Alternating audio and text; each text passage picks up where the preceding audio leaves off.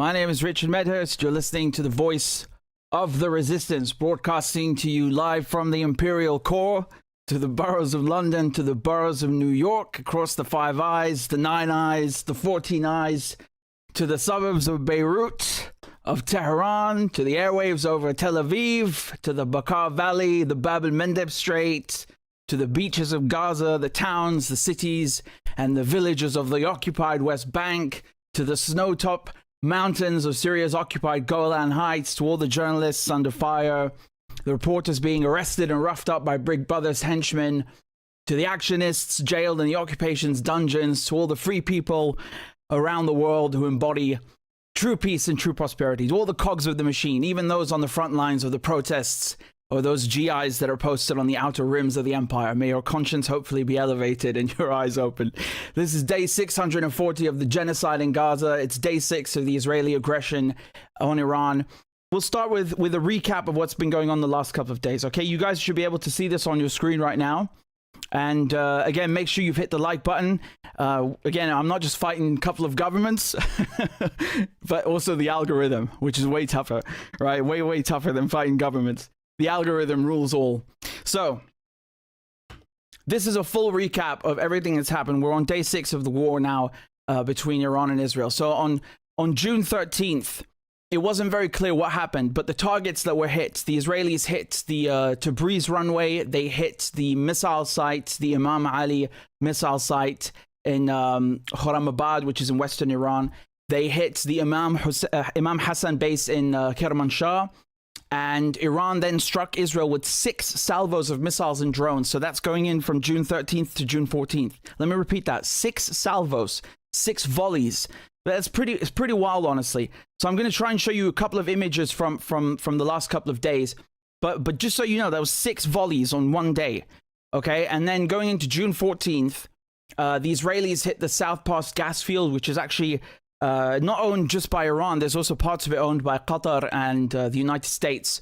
And nevertheless, the Israelis hit that. And they also hit a fuel depot and refinery in Tehran. They hit the Sharon oil depot. And then so that's June 14th. And then I can show you some of the missiles that the Iranians fired back going into the 15th. They had the 8th wave of missiles and drones on that day. Okay, so Iran hit Haifa. This is really when it started to heat up. Okay, understand that on the 13th or 14th, it was more or less military targets. Then on the 15th, it starts going into energy infrastructure. Now, Iran has the 2nd largest gas reserves on the planet after Russia. You know, and of course, they also have, I believe, the 3rd largest oil reserves on the planet. They're an OPEC top 10 country, of course. Goes without saying. They got millions and millions of barrels sitting in storage waiting to be exported, but they can't because of sanctions. So it's related to this. So in any case, you know, after the Israelis hit those oil refineries, the Iranians went and hit the port of Haifa. Now you remember, and I can tell you this, I can confirm this to you from sources, that when you had, so this is about a year ago, you remember the Hudhud drones that were filming over occupied Palestine? They were filming Haifa, precisely the petrochemical storage, you know, the refinery there, and you know, not just basically these were economic targets that Hezbollah with a kha were threatening to hit. Now, I can tell you from a source that they've actually been giving those videos to the Iranians, and the Iranians have been studying those. I mean, this was, you know, you could have more or less guessed that, but it's still good to have that confirmation, you know, just to be sure about it, because I also assumed that that's probably what they're doing. They didn't publish everything they had. We only saw like a fraction of that stuff. But in any case, so it's interesting to see that's been used in targeting. So the Iranians hit Haifa. They hit Tamra, they hit Bat Yam. These are kind of like in the suburbs. They're near Tel Aviv. And of course, the Israelis hit Iran. They hit the foreign ministry, one of the foreign ministry's buildings in Tehran. They struck an aerial refueling aircraft. So basically, you know, this would help refuel jets or surveillance aircraft or other kinds of aircraft while in the air at Mashhad Airport. That's also one of the targets that they hit in addition to Isfahan, right? Remember, they hit the defense ministry in in Isfahan and Shiraz. It's all over the bloody place. Like, this is really a full out war. This is no joke. You know, I can barely, and what I've told you is not even all of the targets that have happened in the last couple of days. I've just gone into June 15th. I haven't even told you the 16th, 17th, and 18th, and then of course the 19th. But I want to show you, before I move on to those dates, just some of the videos. So you should be able to see that now.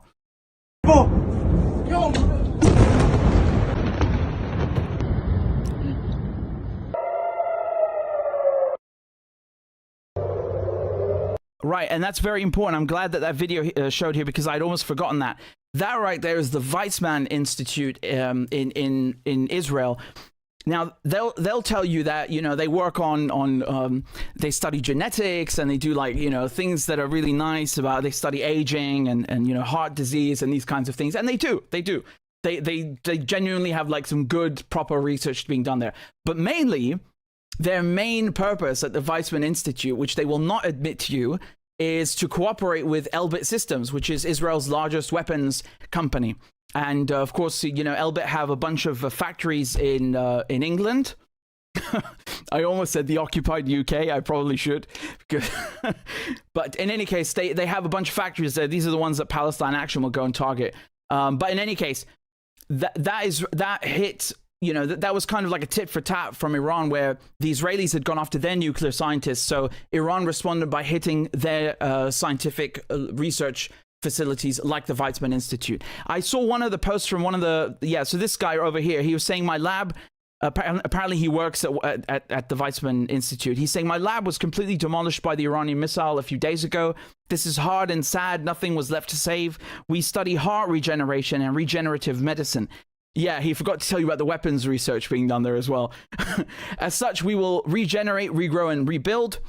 The one thing that wasn't gone is our motivation, said one of my students. It is true. Here, I would like to thank many of my friends around the globe that offer their help, space, and support. I really appreciate that. So just confirmation, basically, that they did, in fact, hit this institute. Now, I've seen some figures, like, ranging from 60 million to 600 million. I really don't know. I can't tell you the scale of the damage, and I don't think anyone can, because they probably have research in that lab that's worth, that's worth, basically, these are defense projects, or so-called defense.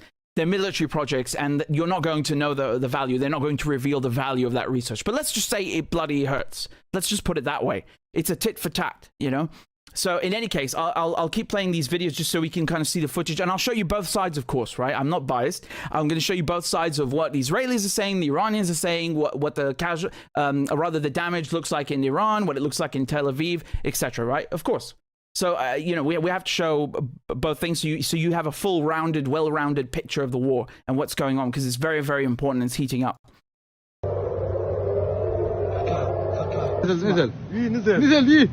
عجسر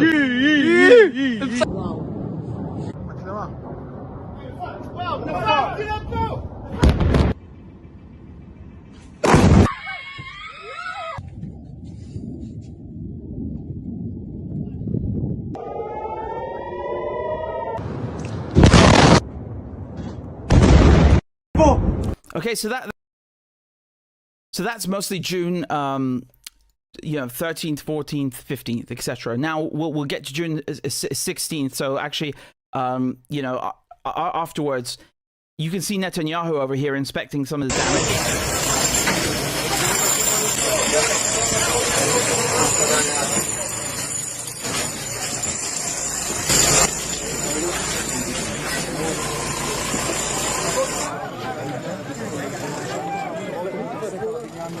I mean, this is quite significant. We have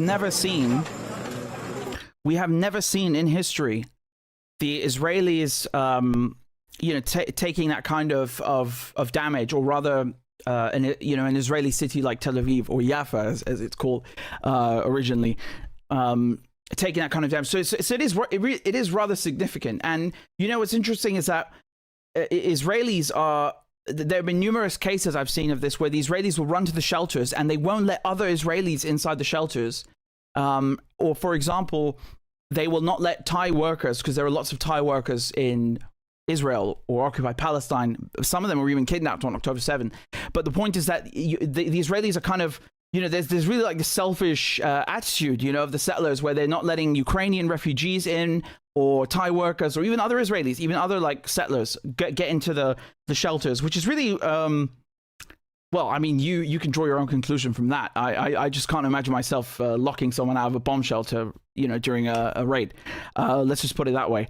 And, of course, Palestinians have no access to these shelters, including Israeli citizens, because the Israelis love to flaunt this figure that, oh, well, you've got 20% of Israelis that are Arabs, right? These are basically Palestinians who, as this Native American woman put it in a video I saw the other day, well, we didn't cross the border crossed us.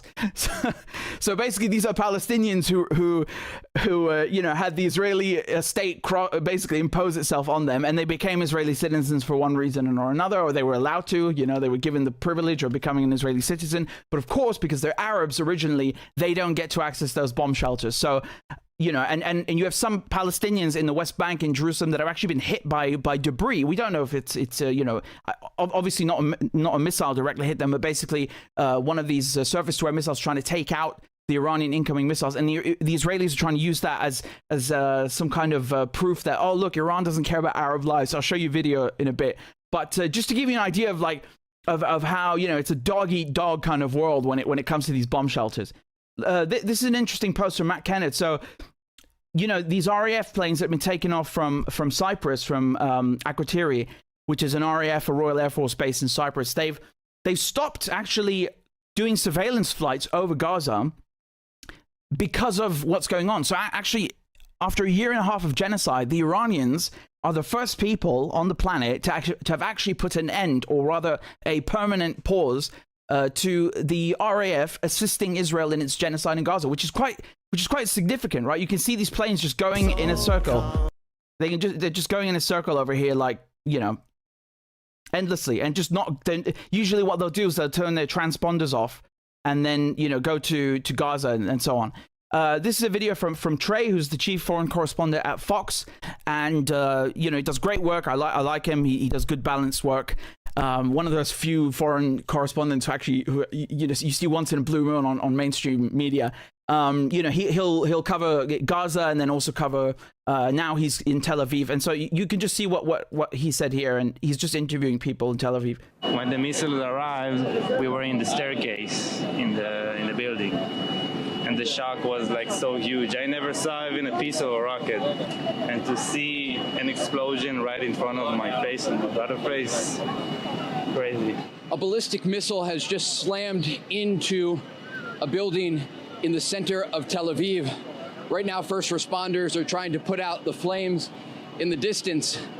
You can see right now there are a variety of paramedics on the scene, police officers and soldiers. And if you come over here, you'll see part of a collapsed building. They don't know if anyone is currently inside, but they are checking right now. When the missiles arrived, we were in the... Yeah, so just to give you an idea what happened on June 16th, you had the 9th wave, okay? Like, this is... I mean, if you have trouble counting, don't worry, that's my job. But if you have trouble counting the waves, that's what I'm here for, is to kind of explain to you what's been going on. So June 16th, all right? 9th wave of missiles coming in from Iran, which began late at night and then kind of continued until dawn on June 17th, right? So overnight. Usually what's been going on, the Iranians kind of fire these late at night, usually. Not always, but more or less. It's only day 6, so... But in any case, that's the 9th wave, and they hit the Haifa oil refinery. Okay, so again, tit for tat, going for the economic targets, which is really wild, really wild. We haven't seen that throughout the whole year and a half. No one kind of dared to go and hit Tel Aviv at this scale, never mind hit economic targets. So it's just to give you an idea of the escalation that's going on in the region. It's really, it's really significant. It's nothing to be taken lightly. And in any case, then you had so this is on the 17th, right? You had the 10th wave of missiles coming in from Iran. Okay, just before I go into the 17th, I'm just going to finish the videos I have from the 16th because I'm getting a bit ahead of myself. There's so much to show you.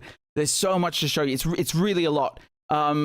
Yeah, this someone sent me this video from Lebanon. Okay, I know exactly where this is. I've been here. And you can just to give you an idea of the distance, this is about 30 kilometers from the border with occupied Palestine, and then if it's Haifa, it's another 30 kilometers. So we can say that this video was filmed roughly 60 kilometers, or 60 to 70 kilometers from Haifa. Okay, and you can still see the missiles and feel and hear the shockwave. It's absolutely shocking. It's just wild. Just look at this, honestly. And yeah, so you should be able to see. You can see the trail of lights going right there, and now suddenly you see those hypersonic missiles that appear just above, and they come out of nowhere and they overtake the trail of light underneath.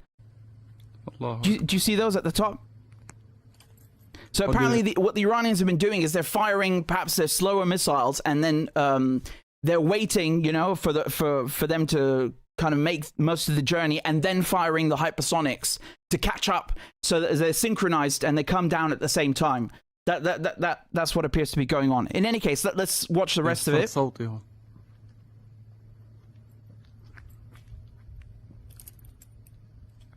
Allahu Akbar.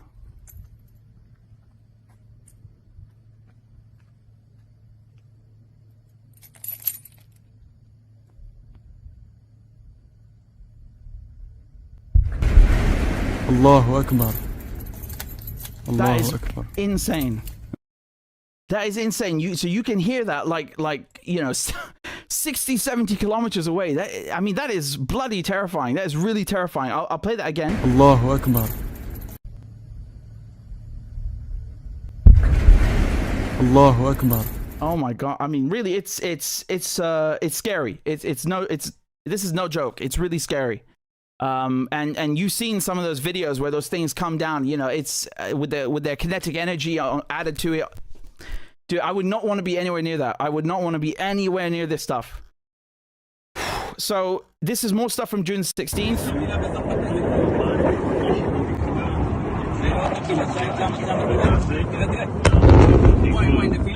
Terrifying. It's really terrifying. And of course, the Israelis have a ban now. They have a ban on what you can film and can't film, and they let in a tiny number of foreign correspondents go and record anything. Here, this is filmed on the 16th by someone, I believe, who was on the way flying to Saudi Arabia or from Saudi Arabia or on Saudi Airlines, whatever. The point is they were near the Levant, and you can see the missiles scraping the atmosphere and then re-entering. It's unbelievable. I don't know if we've ever seen footage like this.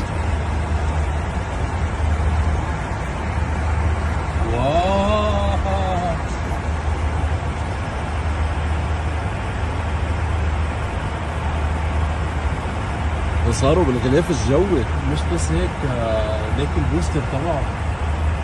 Yeah, he's saying ليك البوستر تبعه. He's saying look at the boosters of the rockets, basically, and you can indeed see them, boosting. no pun intended. The rockets further up, so that once they tumble back down, right, they amass further kinetic energy, and then your for example, just as an example, a 1 ton, okay, there's no, let's say it's a 500 kilogram warhead. It's got the energy of maybe a 4 or 5 ton warhead. It's that's the point of it.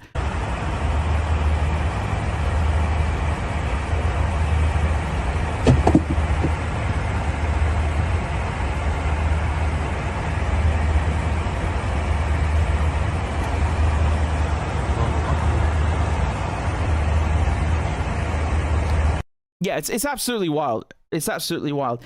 In any case, I'm just going to continue with the.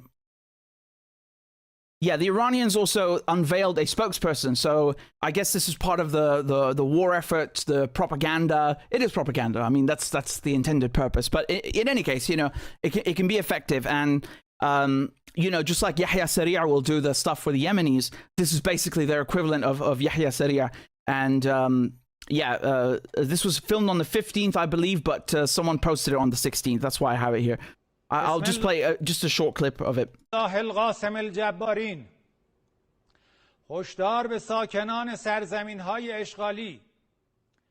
yeah, it's indeed the 16th. Okay. رژیم درمانده، فاسد، و مجرم نتانیاهو تجاوز Mujrim Netanyahu. Mujrim Netanyahu. Some of the words are Arabic, so you understand. It means the criminal Netanyahu. In any case, you can see that the Iranians basically, they start using their more sophisticated missiles as we go into the 17th. And on the 17th of June, as I said, they hit the Haifa oil refinery. So that's the 10th wave of missiles and drones coming in. They hit, listen to this, okay? They hit the headquarters of the 8200 division, which is the cyber warfare unit. They hit the headquarters of the 9900 unit, which is military intelligence. They hit the headquarters of the Mossad, which is foreign intelligence. I mean, Jesus Christ, they're not leaving many targets, they're not leaving many cards up their sleeves. But just wild stuff. Like, I really think I can't overstate this enough. This is a bloody war that's going on. I don't think we've seen anything like this actually in modern times, where you kind of both sides just lobbing missiles at each other without a ground invasion. It's really unique in that sense. And keep in mind, the Iranians so far have only used their older missiles, more or less. Okay. So there was also reports that Dimona was hit. That's their nuclear facility. That's where Israel pioneered their nuclear weapons program. It's their largest and their most central nuclear reactor. If you recall, a few years ago, there was an errant S-200 surface-to-air missile fired by Syria at an attacking Israeli jet, which had violated Syria's airspace, that kind of chased the Israeli jet back. It fell like 30 kilometers near Dimona. So, the risk of this is really, really big, that you could have a radioactive incident, or basically, the nuclear facility being hit, and then something that's leaking much more potent than just alpha or beta particles out in the atmosphere. But we heard sirens at Dimona. Now, because of the heavy Israeli censorship, you can't film anything, right? If you're an Israeli citizen, you cannot film what's going on. You will be arrested. You will be punished by the Israeli government for filming anything. And I understand this from an operational security point of view. It makes perfect sense. You're in war. You don't want, open source intelligence on the internet available for your adversary to then recalibrate their missiles, or just use it for propaganda purposes as a victory or a trophy. I completely understand from an operational security point of view. It makes perfect sense. But from a morality or shall we say an ethics point of view, the Israelis keep telling us what a democracy they are, and yet they banned people from filming anything. I mean, I'll just draw a parallel with Syria. When Syria had the so-called civil war, more like the dirty war, you also were banned from filming anything. And if you tell people that, they'll say, well, that's because Bashar al-Assad is a dictator, but Netanyahu is not a dictator apparently. So I thought I'd raise that just as an important point. But you can see some of the videos. This is from Haifa, from the industrial area inside of Haifa, the plumes of smoke rising on 17th of June. Remember, we're on the 19th. I haven't even gotten up to date yet. I'm still giving you the recap. And man, I worked bloody hard at this. This is like wild, amassing all of this info, collating this information. But that's what I'm here for. So take a look at this.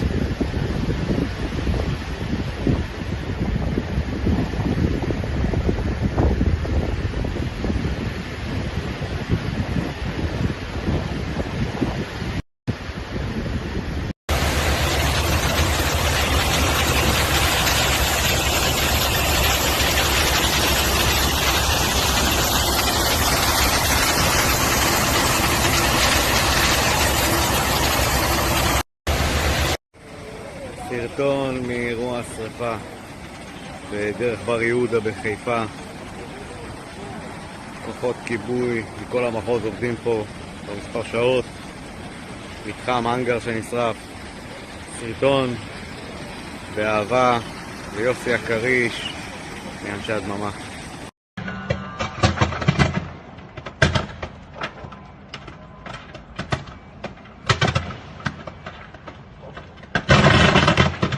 Yeah, that's reminiscent of the Beirut port explosion, or when you have an ammunition dump and or chemicals going off. Again, as I said, this is the petrochemical / industrial section of Haifa.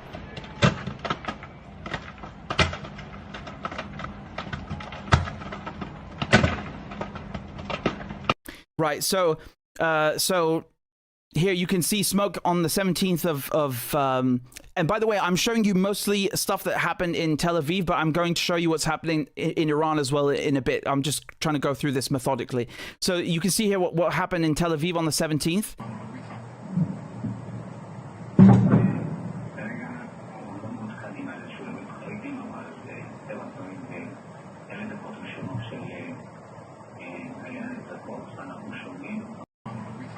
I'm assuming whoever filmed this is going to get in trouble. Not nice, again, when you think of it. But in any case, yeah, so this is in Herzliya. I'm not sure how they would pronounce it in Hebrew. But yeah, this is which is basically north of Tel Aviv. And you can see also the ballistic impact. So this is the impact site from a ballistic missile in a high-rise in Tel Aviv. Oh.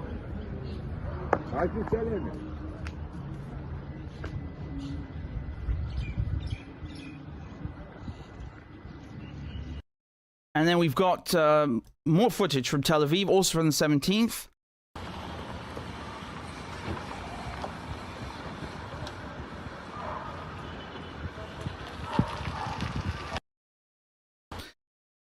And yeah, so you can see here, this is very interesting. You remember when the Israelis accused Hezbollah of hitting Druze children in the occupied Golan Heights in Majd al-Shams. And, you know, there was this theory, or rather the proposition, that in fact it was an errant Iron Dome missile. Now remember, I know people keep saying Iron Dome, but that's not the only system that's at play here. You've got the American Patriot system deployed in Israel. You've got David Sling and Arrow, and you know, even more systems that are deployed, surface-to-air missiles deployed to shoot down Iranian drones or incoming projectiles and missiles. So, you know, people, I think, say it colloquially, but in any case, you're not going to use the Iron Dome for these at all. Usually Iron Dome is reserved for short-range projectiles and missiles, not medium or long range like we're seeing. So in any case, it's just interesting watching the system kind of misfire rather. Here, take a look at this video. So this is at night on the 17th of June, and basically the Israeli air defense system, I'm not sure which exact system this is, but it malfunctions. So you can see from the trail of smoke, it went up and now it's going back down without having hit anything really.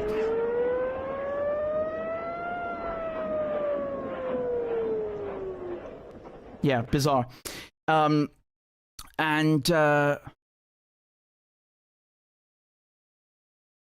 These are the sirens that went off at Dimona at the nuclear site, the main nuclear site. Again, we don't know if it was hit.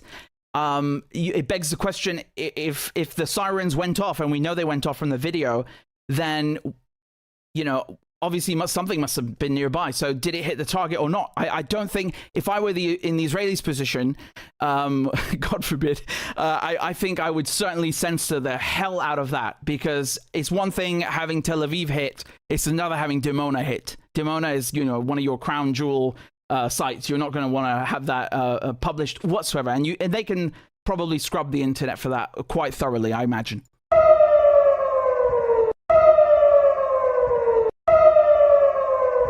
Yeah, so there are other videos, of course, and so on. I'll play you this video from Lieutenant Colonel, what's his name, Shoshani, from the Israeli Defense Forces. Again, as I always do and always have done, I play both sides. I show both sides. I'm not biased.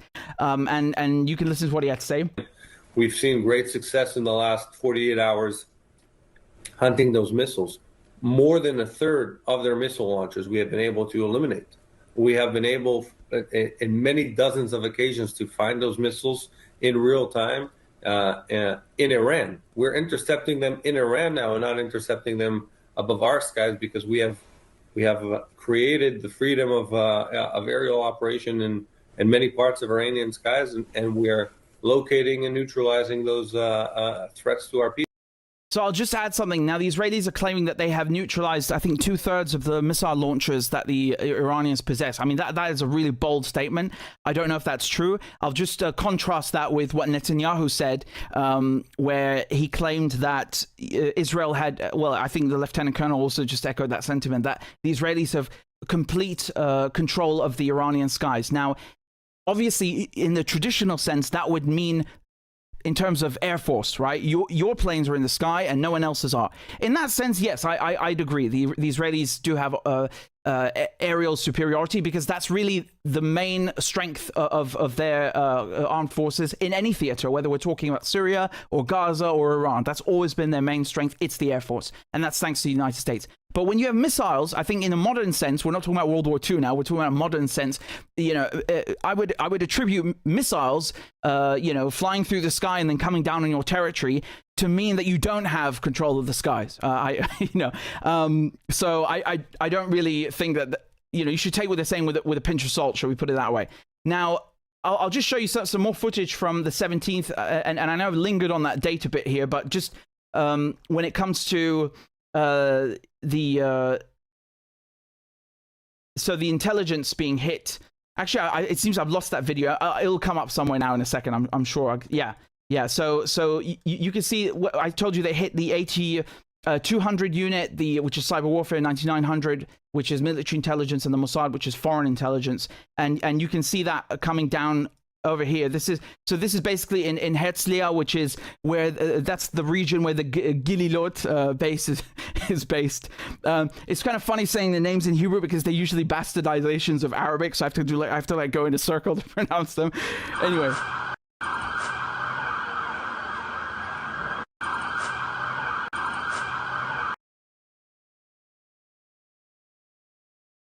Yeah, so that's some of that footage, and here you can see the missiles coming down on the 8200 headquarters.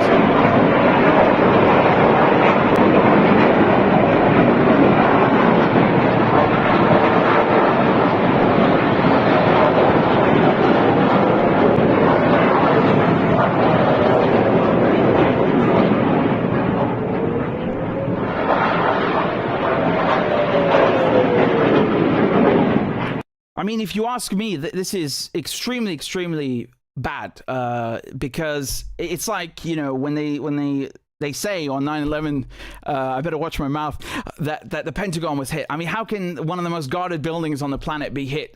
This is obscene. You know, it's unconscionable. I can't imagine that all three of those headquarters, the Mossad, the 1900 and 8200, get hit. This is really. I mean, I do think it's true because we've got video, right? But my point is just that it really exposes an extraordinary lapse in security. And I'm saying this really from a completely objective point of view. I'm not, celebrating it or condemning it. I'm really just saying this objectively. This is a really, really, really bad lapse of security, both from the Air Force, from the air defense system, and from the intelligence themselves, because you would think that they would know that they're about to be hit. Intelligence is their job.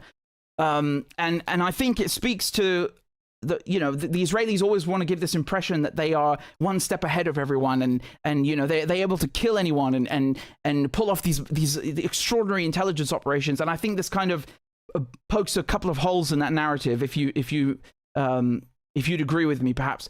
In any case, just to give you some more details on what the Israelis did to Iran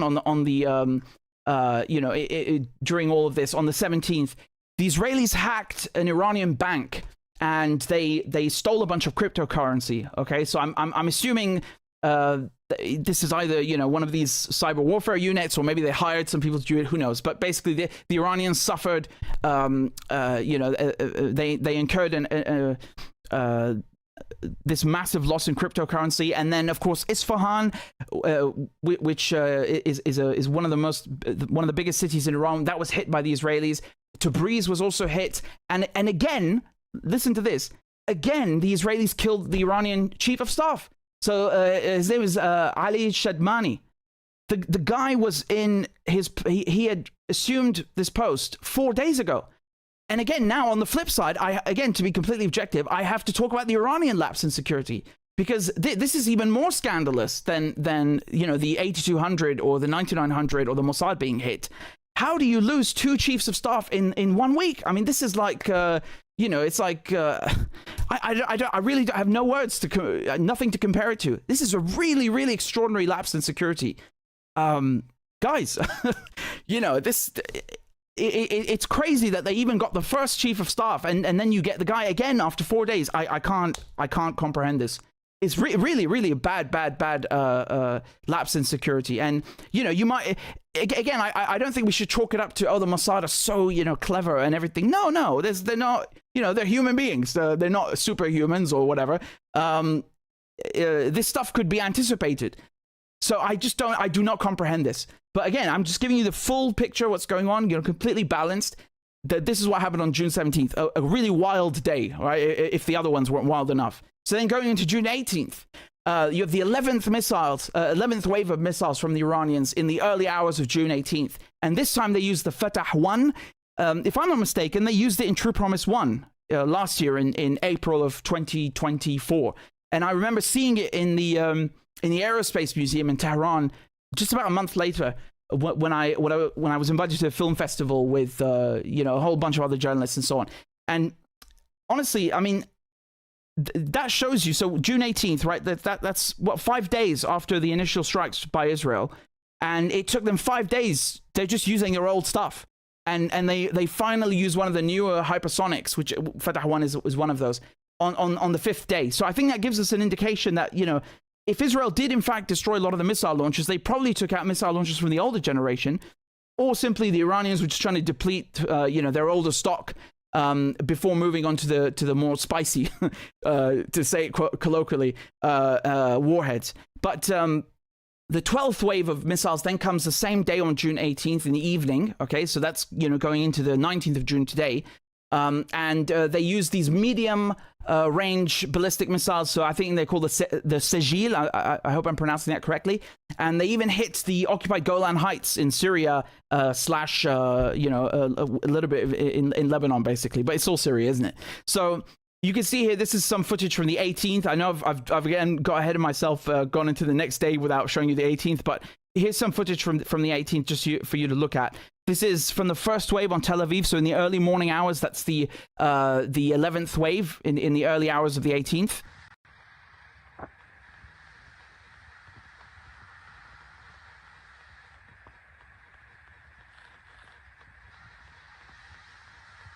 Okay, and then you can see here, we've got, this is also from the early hours in Tel Aviv as well.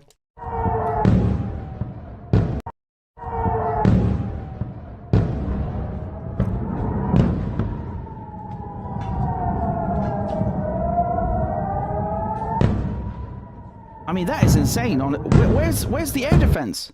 Where is the famed, you know, Israeli genius, the chosen people genius? Honestly, though, where is it? Because I mean, this is probably one of the more shocking videos I've seen, where there's just literally nothing trying to intercept it. And I think it's important to raise this point because most of you watching are in the United States. And you're probably wondering where your taxpayer money went, you know, because the US helped develop the Iron Dome. I know that's not being used in this case, as I explained a few minutes ago, but nevertheless, the Patriot system is being deployed. Billions are given to Israel every year. You would think that they would make better use of it. I don't know. It's you know, I think it's worth raising. Here's some more footage from Trey. Again, this is chief correspondent for Fox News. Can you talk about those dangers? Were there any efforts to shoot down Israel? So he's talking to an Israeli pilot.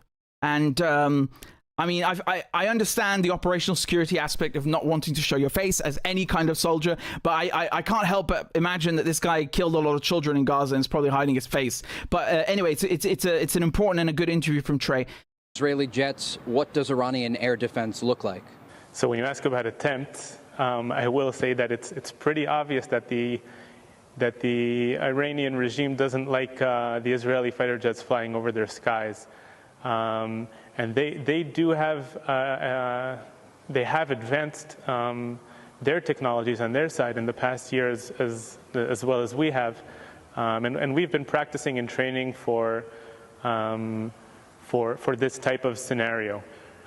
So what we have done in the first 24 hours is create that environment so that whichever surface-to-air threat we would face, we'd be able to make sure that our side wins. Can you talk about those dangers? Were there any efforts to shoot down Israeli? Okay, and I'll show you some more. Some more footage from. Just trying to close this out. I just for those of you who are geeks like me, I'm using about 32 gigs of RAM right now. Using, not using. Yeah, like I've got that much crap open. It's literally half my RAM is it being used right now. So when I say I've got a lot of stuff to show you, I mean a lot of stuff to show you. So sorry to just dive back one day to the 17th, but this is footage from the 8200 building, the cyber warfare unit, just so you see that quickly before we move on.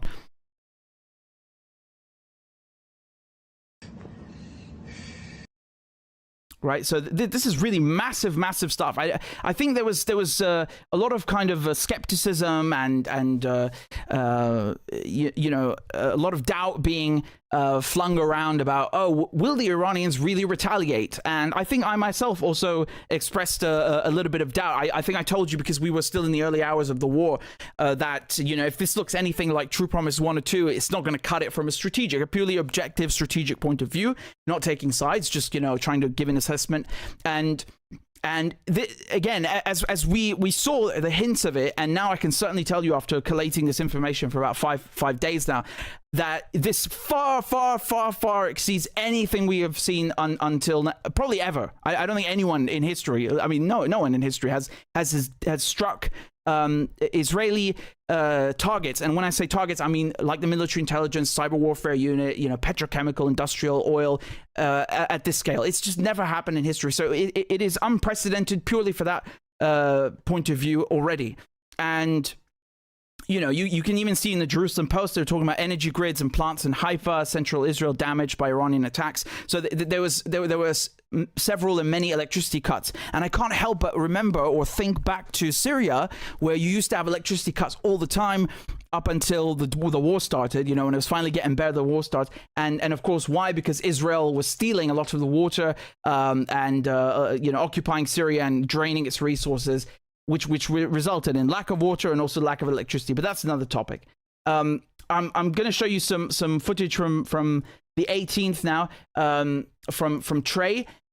And just so you know, on the Iranian side, which I haven't shown you again what's happened on Iran, because I'm going through this methodically, but they hit the Red Crescent. Okay, so this is Israel hitting the Red Crescent in Iran. They also hit the headquarters of the National Police.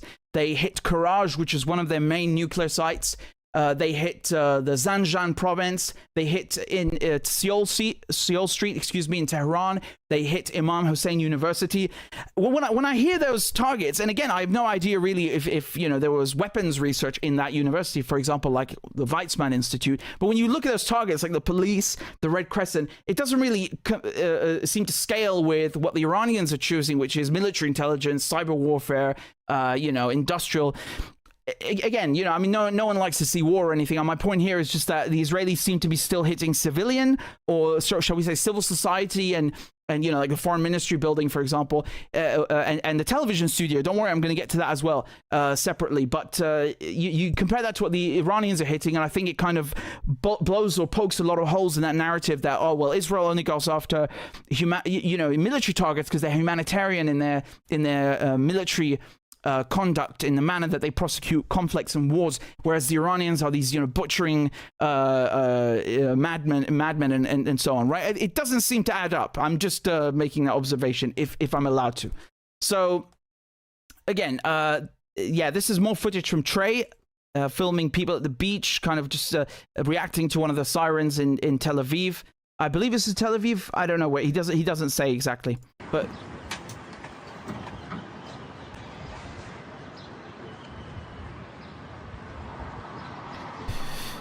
Yeah, and here's some more footage he filmed that day. Yeah, just more interceptor rounds coming off. We're just trying to follow everything that's moving here, Liz. And there's more right above us. Just get ready to move, everyone. Stay with us, Liz. We're here. So right now, air raid sirens are sounding across Tel Aviv amid an incoming Iranian ballistic missile attack. The fact that the sirens are sounding means that they are directly over the city at this moment. Liz, we are watching this unfold live. This is a scene that Israel has dealt with over the past several days. And as the country braces for more of this fire, they have to ensure that they have the ability to shoot down these incoming missiles. But again, you hear the air raid sirens. There are millions of people, Liz, as we speak, in bomb shelters across this country. And we will wait to see if any of these interceptions take place above us as Israel comes under a 13th wave of Iranian ballistic missiles since Friday, when the Israelis launched that operation against Iranian nuclear facilities. And we're just going to take a second here, Liz, and pause. We're just going to make sure we understand our surroundings. But this just gives you a sense of how active the scene is here as the Israelis are continuing their strikes against the Iranian targets and the Iranians launching more ballistic missiles into this country. Liz? All right, Trey, please stay safe, Trey. We'll be monitoring. Again, another reason I like Trey is he gets the chronology right. He says after Israel, carried out, he doesn't muddy the waters. And I appreciate that. And especially on Fox, as we'll see in a bit during the next segment, not something that you would usually expect, right? So he really does balance reporting. And it's funny because when he goes to report on Gaza, the Israelis then accuse him of being biased. It's insane. You can't win if they want total obedience, and that doesn't work for objective reporters. You can't please everyone. In any case, on the 19th, so about today, what happened today so far? For me, it's almost 11 p.m. But just to give you, it should be about, I think, an hour later in the Levant. So right now, today we had the 14th and 15th waves of missiles or barrages fired from Iran. They hit the Soroka hospital in Beersheba. I'm going to do a segment on that in a moment. They hit Tel Aviv. They hit Ramat Gan, which is in the surrounding areas. They hit Holon. They hit the Tel Aviv Stock Exchange. Again, another significant economic target. They hit the IDF's C4I headquarters or base, which is basically it belongs to the Israeli army. It's the command and intelligence headquarters, right? So it's they also hit something that's related to the military intelligence facility. I said Felicity facility. That's in the Gayam Technology Park, so that's an office park. And it seems the Iranians also shot down a spy plane that was flying over Iraq, which is not Iraq, one of the nuclear sites in Iran. And that's everything that's happened up until now. Okay, so we should be now at the 15th, 16th wave, unless something's happening the second when I was recapping the last 5 days. But that should give you a summary of everything that's taken place so far. I haven't seen one goddamn person putting together this thing, so it drove me nuts, and I had to come and just do this for you because it's what I'm here for. And I'll show you some footage from today. So everything I showed you was up until the 18th. Now this is from today.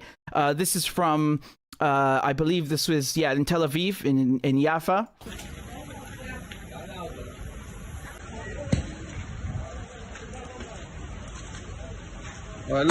וואי, וואי, וואי, וואי, וואי, נפל עלינו, וואי, וואי, מה הולך פה?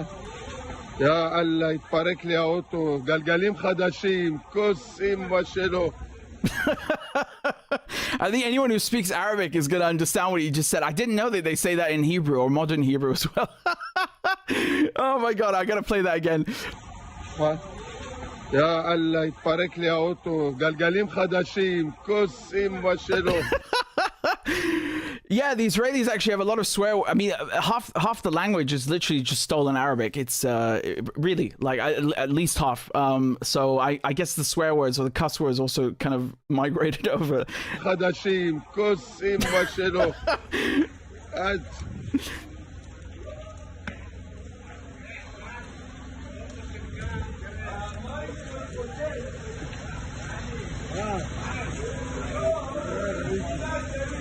Again, I'm just laughing at the swearing. I'm not laughing at anything else, okay? Just so no one gets any bright ideas. I'm just laughing at the swearing. That's nothing more. It's a bit of a surprise to hear that in Hebrew. So yeah, these are some rescue teams you can see here in Israel or occupied Palestine, carrying people away.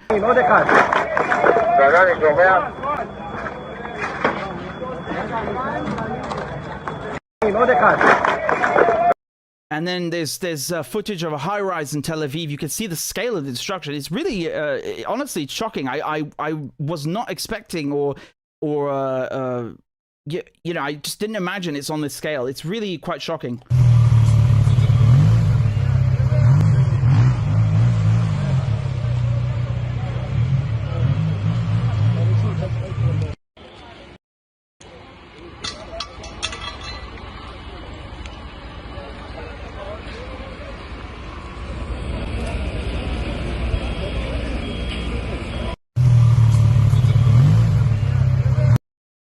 Yeah, and there's also some more here you can see. תראו מה קרה בחוץ, אתם לא מאמינים. אימא'לה, כל הרחוב נשבר, אין יותר, יואו, אתם לא מבינים מה קורה פה. דנה, תראי מה קרה לבניין שלך, צ'יינג', הלך. הלך כל המקלאווי. יואו, תראי את זה. רגע, מה, אימא'לה? עמי, תקשיבי, אימא'לה, תקשיבי, לא תקשיבי. וואו, תראו מה קרה לבניינים למטה. אימא'לה, תראי את זה. תקשיבי, אין פה פידית רחוב, תראי. Yeah, so, I mean...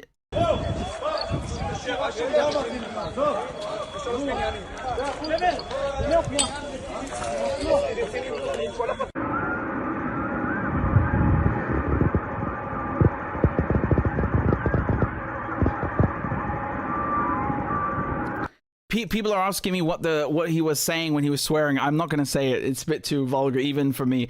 So I'll leave that. I'll elect to have someone else do your translation for you.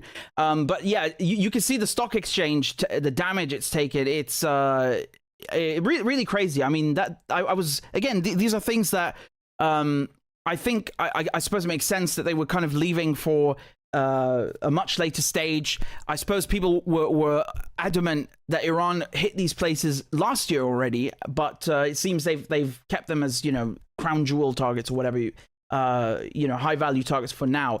And here's more footage you can see. This is from where is it from? Yeah, Holon. Okay, I don't know if I'm saying that correctly, but it's one of the places I told you they struck today.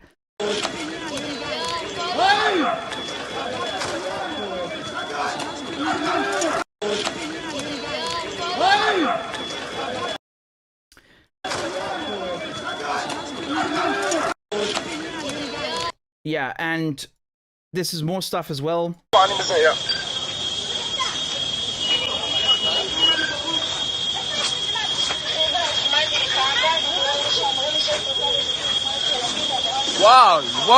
Why? This, I think it's the same guy again. He's saying why? That looks like the hospital. Yeah, that's the hospital. I'm gonna just segment on that in a second. But this is the hospital that was struck in the south of Israel or occupied Palestine, and this hospital now, the Israelis.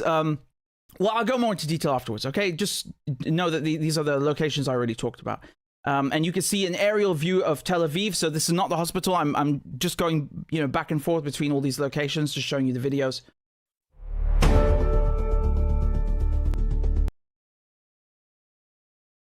It's really crazy. I think obviously I understand why the Israelis don't want anyone filming this. I think we're also seeing censorship in Iran to a lesser extent. When I say lesser extent, because as you'll find out, this is punishable with jail and arrest in Israel if you film any of this. So it is not in Iran as far as I know. In any case, they are, the damage is really, really bad. And again, I understand it from an operational security point of view. You don't want that from a propaganda point of view. You don't want anyone filming this. But nevertheless, just for historical purposes, for journalistic and academic purposes, it's wild. I really, really wasn't expecting anything like this. I think today, I could be wrong, but it's easy to get lost in all of this. But I think today was probably the worst damage sustained in Tel Aviv. And it begs the question, how long is this going to go on for? Because in Gaza, you've got an army that's fully kitted and outfitted by the US bombing a civilian population, or a largely civilian population. This is a war of attrition between two, state actors, between two militaries. How long can the Israelis sustain this kind of damage? Because, as long as the Iranians can incur this kind of devastation, and especially, you have to think occupied Palestine is really, really, really tiny, especially compared to Iran. Iran is like 3, 4, 5, I don't know how many times bigger exactly, but it's absolutely massive. It's the size of the whole Levant, and then some. It's not a game, So I think that my point is just that the Iranians can saturate occupy Palestine with a lot more firepower than perhaps the other way around. As of now, in any case, after 6 days. So this is just a recap of what's happened so far. I'm not done with the stream by a long shot. Don't worry. But we'll just end this segment right here, and then I'll keep going with in more detail. But that's just a recap of everything that's taken place in the last 6 days. It's absolutely massive and crazy, the level of destruction that's going on both sides. It's really, really wild.